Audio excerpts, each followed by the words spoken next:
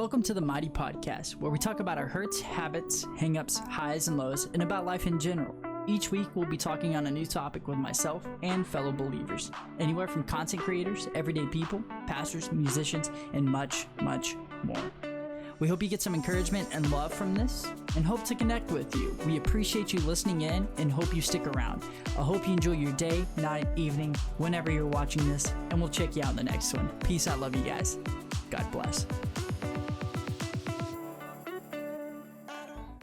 Just wanted to let you guys know that this video is going to be a little bit more heavy. So this podcast is going to be a little bit more heavy this episode. So just kind of be aware, just talking about church hurt and different things. So I know it's not like the greatest introduction to a podcast, but just to kind of show you where I'm at in my walk and everything, I want to be able to just share this with you guys and kind of get the gist of why I really wanted to start what I'm doing with this. So I hope you guys really enjoy this and kind of get something out of it. So with that being said, guys, just keep in mind that it is kind of a heavier topic, not super lighthearted, but this is needed to be talked about for a little bit.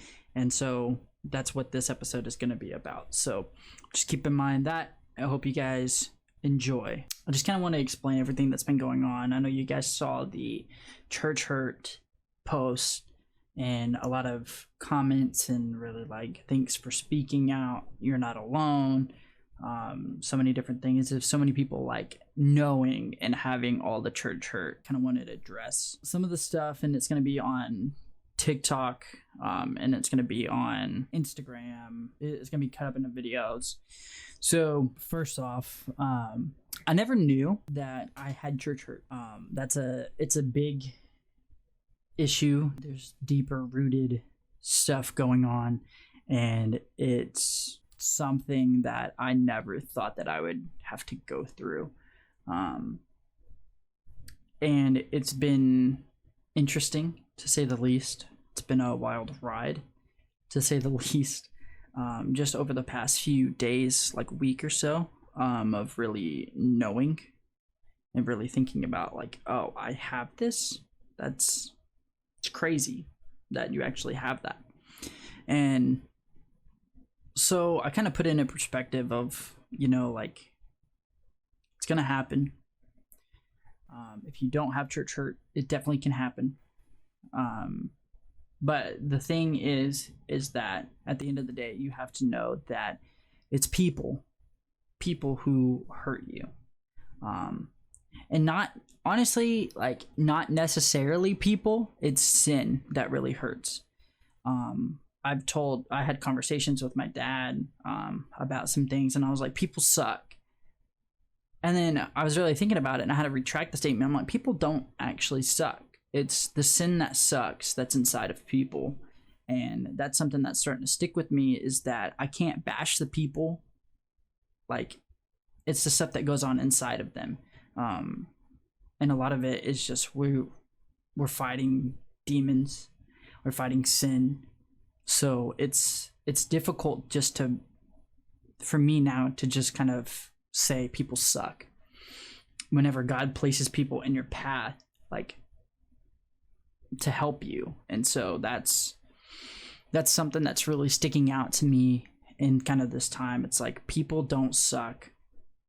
It's sin that sucks, but people sin, and they'll sin against you in a way. It's hard, and it's something that I'm having to go and grow through. And it's not anything like, to me, it's not anything like crazy over the top stuff, but there had been a reason why there was a disconnect between myself and the church and the people inside the church.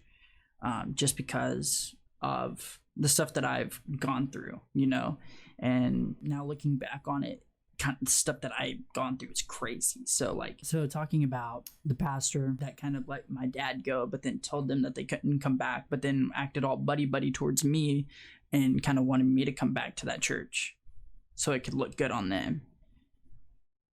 That's not what I'm about. That's not okay. That's not cool, you know.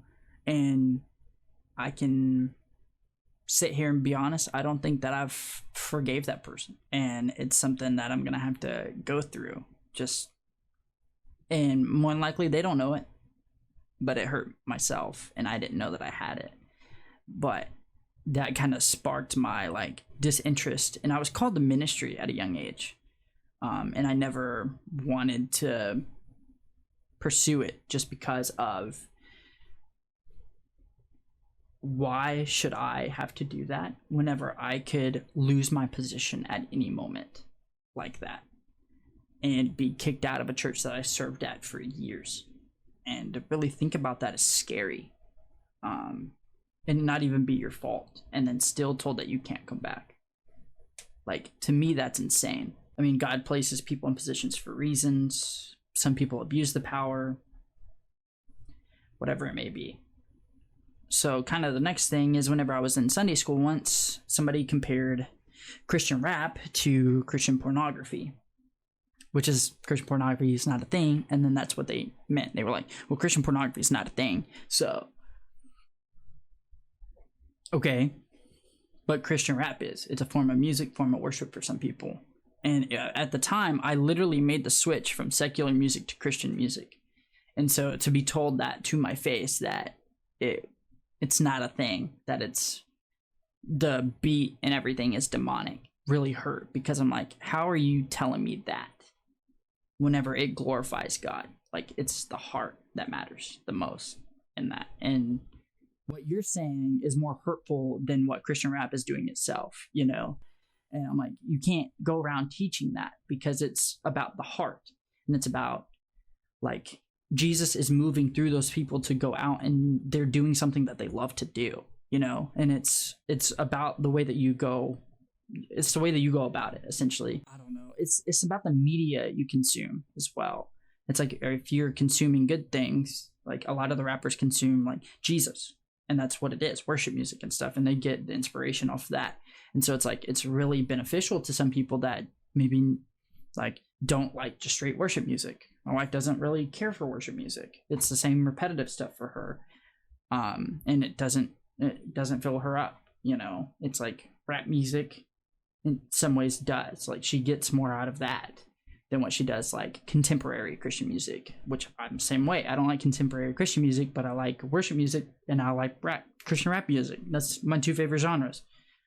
And to be told that it's the equivalent to Christian pornography at such a young age, where I was like really in kind of getting into my faith, it just shook me. Something else that I kind of hit on is another small group where I was really like trying. I just joined because I was just new to the church over there. I moved and I found a church over there, so I was like, I'm gonna get plugged in a small group. And the small group was cool.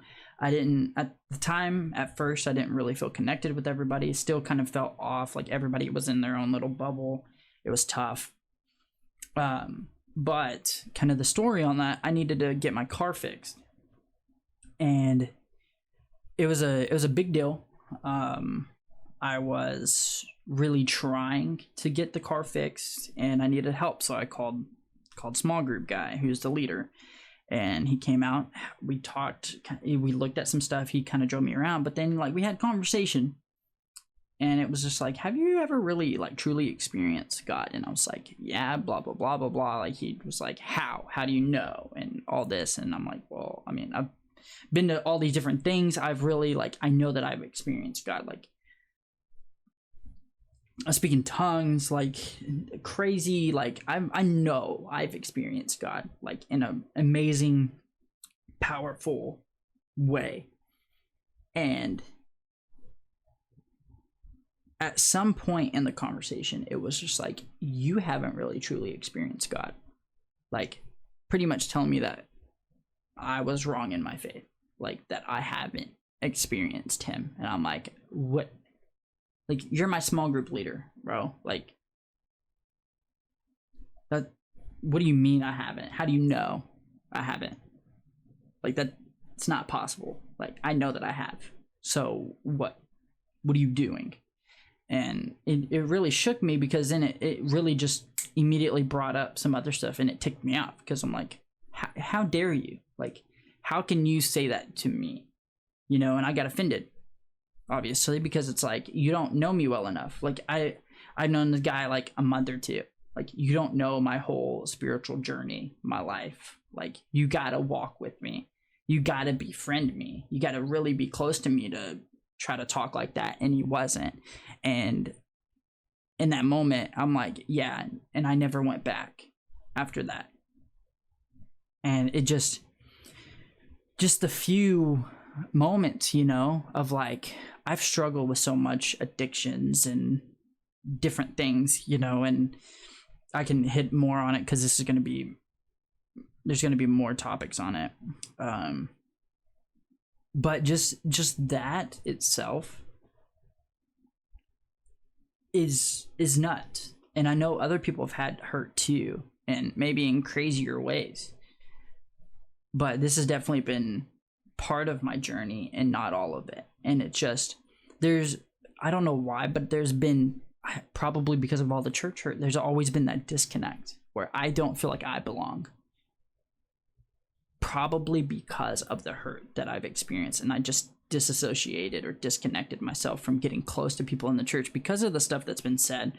Or like, if I want to maybe like help out in the church or something, then it's like, what is that going to look like? And what happens if I'm not needed?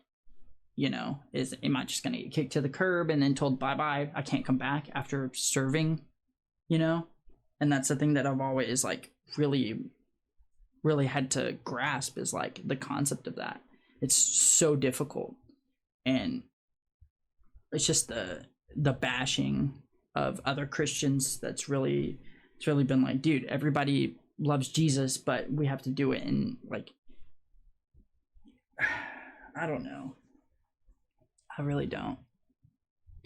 To me, a lot of people bash Christians of the media they consume, and it's something that you really need to watch yourself on. Like, the books you read, the movies you watch, the shows you watch, the music you listen to, all of that has effect.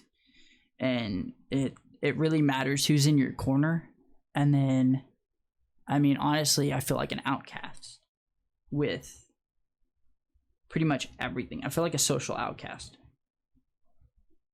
mainly in the Christian walk, because I feel like in a way I'm too broken, in a way that I feel like I've done too much, and it's been hard.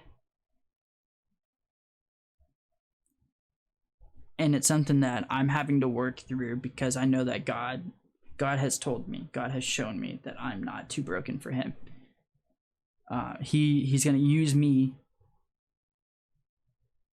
for his glory, his kingdom, his purpose. And all the mess that I've done, all the mistakes that I've made, all the people that I've hurt, I've hurt myself. And the people that have hurt me, he's going to use it. He's going to use all of that. And I have to know and really focus that it's people who hurt me. Sin that's hurt me, not Jesus, not God. People have free will, so it happens. It's like, well, why God allowed it? People have free will. It's going to happen. Sin is sin. People sin, and it hurts others. And people think that it only like affects themselves and affects their own life. It doesn't. It affects everybody else around you. And I would know. I've hurt so many people just thinking that, oh, it's only affecting myself. The addictions that I've gone through, it only hurts myself. It hurts your future self. It can hurt yourself in the moment, and it hurts your future self. So I encourage to really dig and to really like keep focus on the one that truly matters and the things that God has for you. If you have access to therapy, it helps. Sometimes like praying and going to church and stuff, like Jesus is enough. but there's therapy, there's counselors, there's psychiatrists, doctors, whatever. They're there for a reason, and God placed them there. And if you have resources and things, I encourage you to do that. And that's what I'm currently trying to find. So it's something that needs to be talked about more, and it's going to be happening a lot more for myself, that I'm going to be speaking out more on my hurt, my church hurt, on Jesus, on all that, on more of my socials, because I just do reactions, and that's kind of what it is. I like to have fun, which it's going to be posted on my new TikTok and on like all the reels and stuff too, on Instagram and Facebook. So if you guys will just kind of bear with me on some of the stuff. I know this is kind of a longer video, but the long form is going to be on probably Facebook and YouTube. So I'll link those down. So it's kind of just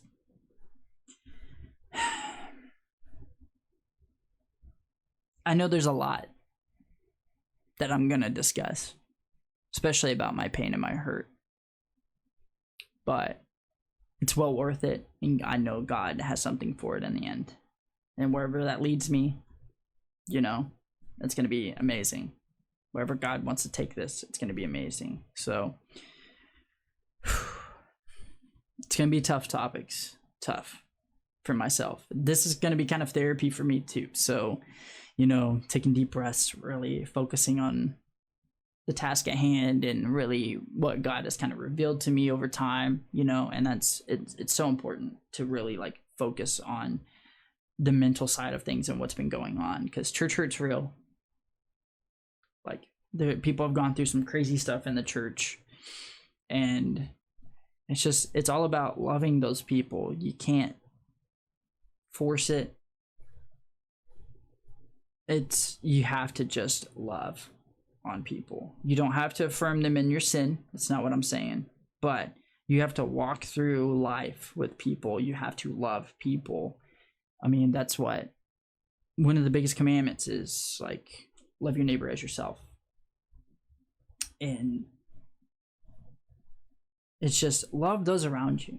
Love on those around you. You don't know what they're going through. A lot of people probably have church hurt that stepped away from their faith or stepped away from the church, you know, and that's something that I want to bring to light. You know, it's like, yeah, these people might be hurt, but let's reconcile.